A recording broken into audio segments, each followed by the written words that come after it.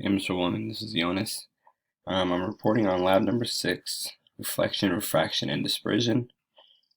Um, for this lab, you asked that we discuss question number 1, which says set the incident medium to mystery A and the exit medium to air. So that's what I did on the app that you gave us. So TIR, the total internal refraction.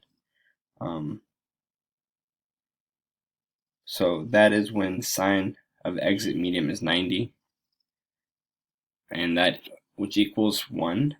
So what I did here was I took the angle where it gave me where the sine of the exit medium was 90, and in this case it was 24.1 for 400 nanometers.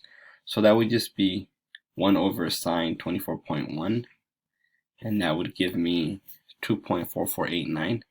And then I did the same thing all the way straight down, all the way to 700 nanometers. It was a little interesting and a little weird when I was using the app, though. When I tried measuring these numbers again, I don't always get the same number. Sometimes it's a little off.